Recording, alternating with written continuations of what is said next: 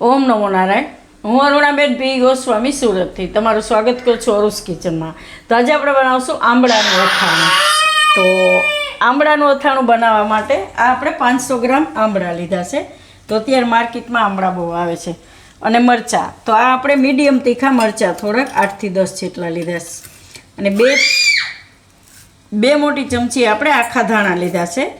અને 1 મોટી ચમચી આપણે આ વરિયાળી લીધી છે. અને એટલા જ આપણે રાઈના કુરિયા લીધા છે. અને અડધી ચમચી આપણે મેથીના કુરિયા લીધા છે. અને અડધી ચમચી જેટલા આખા મરી લીધા છે. અને નોર્મલ આપણે મીઠું હળદર ને આ બધો મસાલો જોહે એમ હિંગ ને એ બધું લાલ મરચું ને એ અને તેલ જોહે આપણે. અને પહેલાં આપણે આમળાને બાફવાના છે. તો આને આપણે વરાળે બાફશું. તો આપણે આમાં પાણી ગરમ મૂકી દીધું છે. તો આ બધા આમળા આપણે એમાં ગોઠવી દઈશું.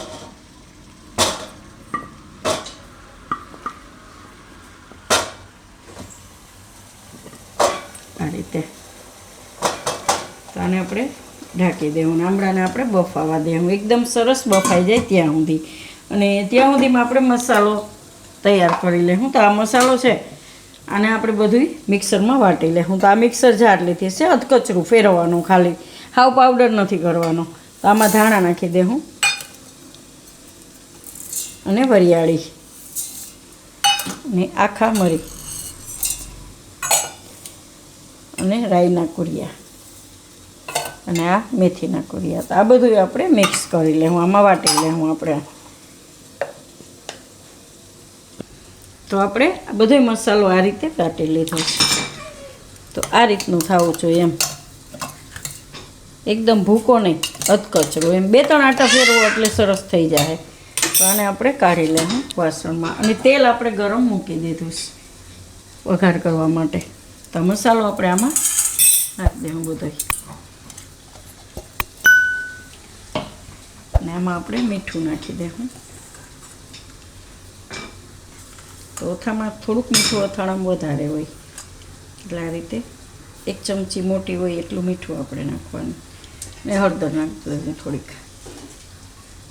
તો આ બધું આપણે મિક્સ કરી લેવું આ રીતે. આમાં ધાણા થોડાક વધારે નાખવાના અને બીજું બધો મસાલો ઓછો નાખવાનો. ધાણાનો ટેસ્ટ સારો આવે છે આમાં. અને હવે આમાં આપણે વચ્ચે હિંગ નાખીશું આ રીતે.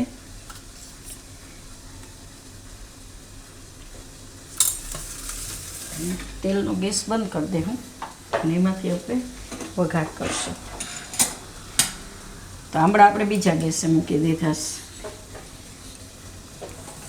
તો આમાંથી આપણે તેલ નાખીશું આ મસાલા ઉપર, આ રીતનું ગરમ તેલ. તો મસાલો બુડે એટલું તેલ નાખવાનું આ રીતનું. ને બીજું તેલ આપણે આ ઠંડુ થાય એટલે અથાણામાં ઉપરથી નાખવાનું, એને ઠંડુ થવા દેવાનું. તો આ મસાલો આ રીતે મિક્સ કરી લેવાનો એટલે ત્યાં સુધીમાં ઠરી જાય એમ. ને લાલ મરચું આપણે ઠરી જાય પછી નાખીશું એમાં. ને આંબળાને એક વાર ચેક કરી લેવું.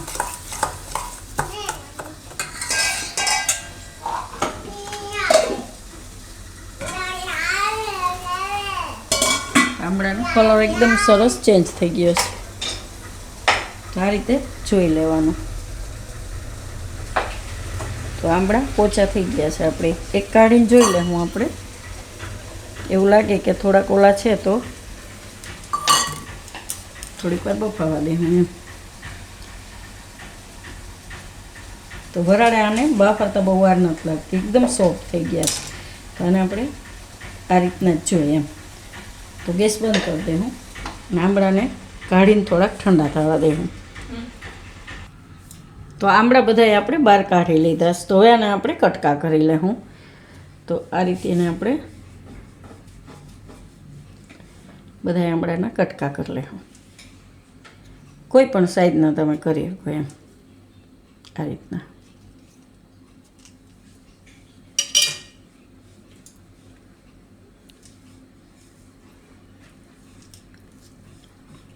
આ રીતના આપણે બધા ટુકડા કરી લઈએ.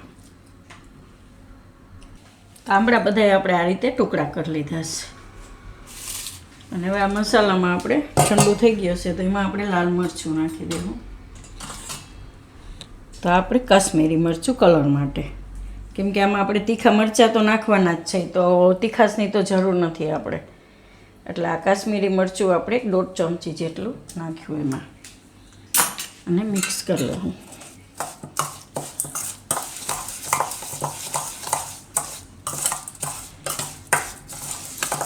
તો આપણે આ મરચાં છે એને આપણે કટકા કરીને એમાં નાખી દેવું આ રીતના. તો ડીટીએ કાઢી નાખવાના એના.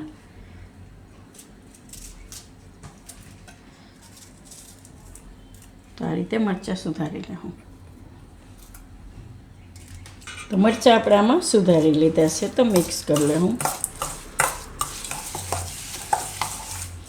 આ રીતે.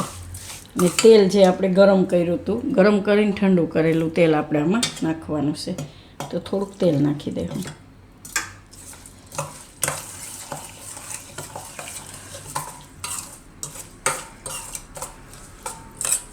તો આમાં આપણે હવે આ આંબળા મિક્સ કરી લેવું.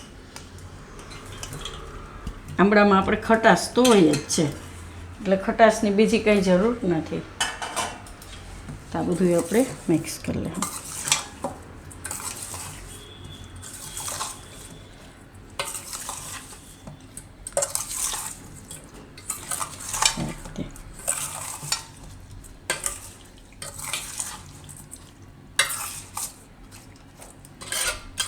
અને તમે કોઈ પણ કાચની બરણીમાં ભરીને મૂકી દો ફ્રીજમાં, એટલે એવું ને એવું રહે એમ. તો આને આપણે કાઢી લેવું. તો આ બધું આપણે આ રીતે મિક્સ કરીને એક વાટકામાં કાઢી લેવું.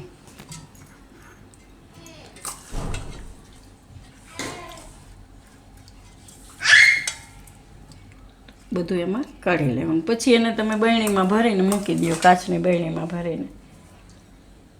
એકદમ ટેસ્ટમાં સરસ લાગે છે આંબળાનું આથણું.